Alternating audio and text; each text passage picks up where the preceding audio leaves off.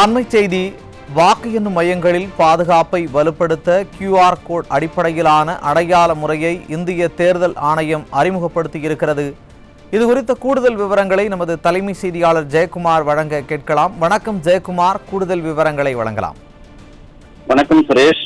அதாவது தமிழகத்தில் வாக்கு எண்ணிக்கை நடைபெறக்கூடிய மையங்களில் பாதுகாப்பை வலுப்படுத்துவதற்காக QR கோட் அடிப்படையிலான அடையாள முறையை இந்திய தேர்தல் ஆணையம் அறிமுகப்படுத்தி இருக்கிறது. குறிப்பாக நேற்றைய தினம் தமிழக தலைமை தேர்தல் அதிகாரி தலைமையில ஒவ்வொரு மாவட்டங்களில் இருக்கக்கூடிய தேர்தல் அதிகாரிகளோடு, மாவட்ட தேர்தல் அதிகாரிகளோடு ஆலோசனை கூட்டம் நடைபெற்றது.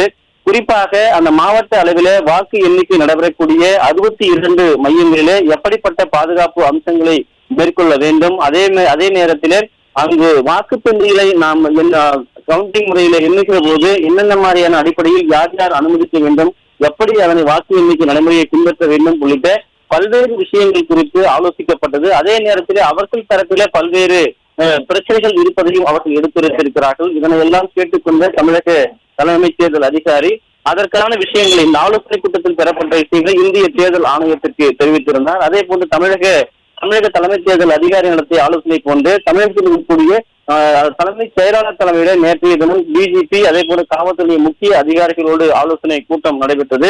இந்த ஆலோசனை கூட்டத்திலும் பாதுகாப்பு அம்சங்கள் தொடர்பாக பல்வேறு விஷயங்கள் குறித்து ஆலோசிக்கப்பட்டிருக்கிறது. குறிப்பாக அங்கீகரிக்கப்படாத நபர்கள் வாக்கு எண்ணிக்கை மையங்களுக்குள் நுழைவதற்கான வாய்ப்பை முற்றிலுமாக நீக்க வேண்டும் என்கிற அடிப்படையிலே இந்திய தேர்தல் ஆணையம் ECI NET என்று சொல்லக்கூடிய தளத்திலே QR கோட் முறையிலான புகைப்பட அடையாள அட்டை வசதியை அறிமுகம் செய்திருக்கிறது. குறிப்பாக இந்தியாவிலே அஸ்ஸாம், கேரளா, தமிழ்நாடு, மேற்கு வங்கம், அதே போல புதுச்சேரி உள்ளிட்ட சட்டமன்றங்களுக்கான பொது தேர்தல் மற்றும் 5 மாநிலங்களுடைய 7 சட்டமன்ற தொகுதிகளுக்கான இடைத்தேர்தல் நடைபெற்றிருக்கிறது. குறிப்பாக 2026 மே மாதம் 4ஆம் தேதி வருகிற திங்கட்கிழமை என்று காலை 8 மணிக்கு இதற்கான வாக்கு எண்ணிக்கை நடைபெறவிருக்கிறது. இந்த முறையான இந்த வாக்கு எண்ணிக்கையின் போது பாதுகாப்பு அம்சங்கள் முறையாக கடைபிடிக்க வேண்டும் என்கிற அடிப்படையிலே தேர்தல் ஆணையம் இந்த முறையை அறிமுகம் செய்திருக்கிறது. இந்த முறையானது மக்களவை மற்றும் மாநிலங்களவைக்கான சட்டமன்றங்களுக்கான எதிர்கால அனைத்து பொது மற்றும் இடைத்தேர்தலுக்கும் இது விரிவுபடுத்தப்படும் என்று தெரிவிக்கப்பட்டிருக்கிறது. குறிப்பாக இந்த முக்கியமான முன்னெடுப்பானது கடந்த ஓராண்டில் இந்திய தேர்தல் ஆணையம் மேற்கொள்ளப்பட்டு 30க்கும் மேற்பட்ட முன்னெடுப்புகளுடைய தொடர்ச்சியாகவும் இதில் வட்டார அலுவலர்கள், அதாவது BLOஸ்க்கு தரப்பட்டிருக்கக்கூடிய QR கோடு குறியீட்டுடைய அடிப்படையிலான புகைப்பட அடையாள அட்டையும் அறிமுகப்படுத்தி இருப்பது குறிப்பிடத்தக்கது.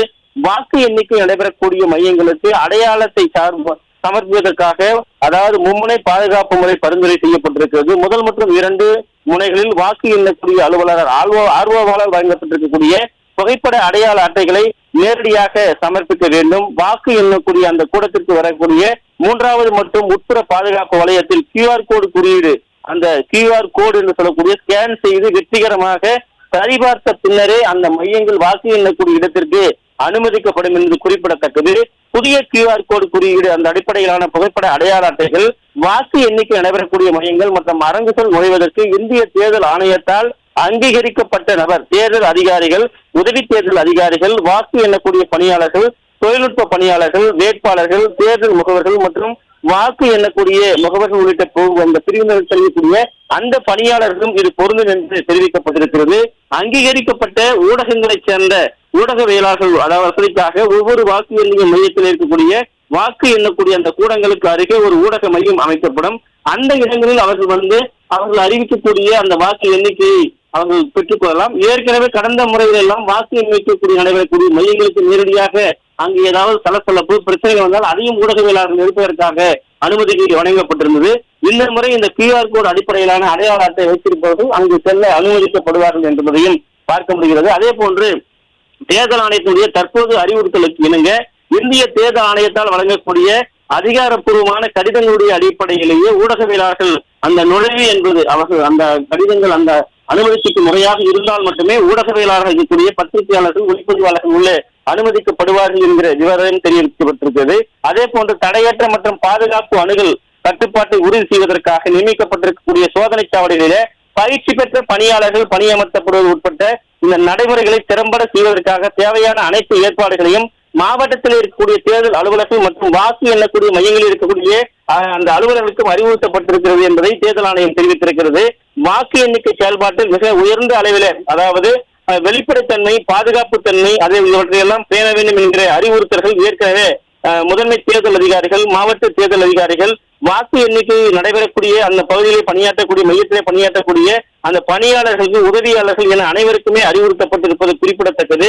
இதற்காகத்தான் நேற்றைய தினம் கூட இந்திய தேர்தல் ஆணையம் தமிழகத்தில் நடைபெறக்கூடிய 62 வாக்கு எண்ணிக்கை நடைபெறக்கூடிய மையங்களுக்கும், குறிப்பாக 234 சட்டமன்ற அந்த தொகுதிகளுக்கான அந்த இடத்திலேயும் மேற்பார்வையாளர்கள் ஒவ்வொருவர் நியமிக்கப்படுவார்கள். அவர்கள் தலைமையிலே வாக்கு எண்ணிக்கை நடைபெறும் என்று அறிவிக்கப்பட்டிருக்கிறது.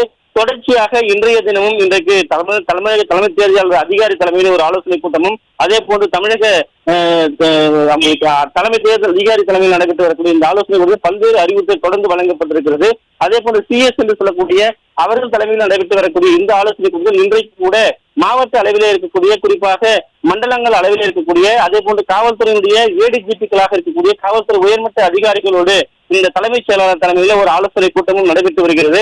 குறிப்பாக இந்த வாக்கு எண்ணிக்கையின் போது எந்தவித அசம்பாவிதங்களோ பிரச்சனைகளோ ஏற்படக்கூடாது, முறையாகவும் சுதந்திரமாகவும் வெளிப்படைத்தன்மையாகவும் இந்த வாக்கு எண்ணிக்கை 4ஆம் தேதி நடைபெற வேண்டும் என்பதற்காக ஒரு விரிவான பாதுகாப்பு ஏற்பாடுகளை இந்திய தேர்தல் ஆணையம் இந்த நடைமுறை QR கோடு நடைமுறை அறிமுகம் செய்து, அதில் உள்ளவர்கள் மட்டுமே, அதை ஏற்றுக்கொள்ளக்கூடியவர் மட்டுமே, அதிகாரிகள் அனுமதித்தால் மட்டுமே உள்ளே செல்ல முடியும் என்பதை அறிவுறுத்தப்பட்டிருப்பது குறிப்பிடத்தக்கது.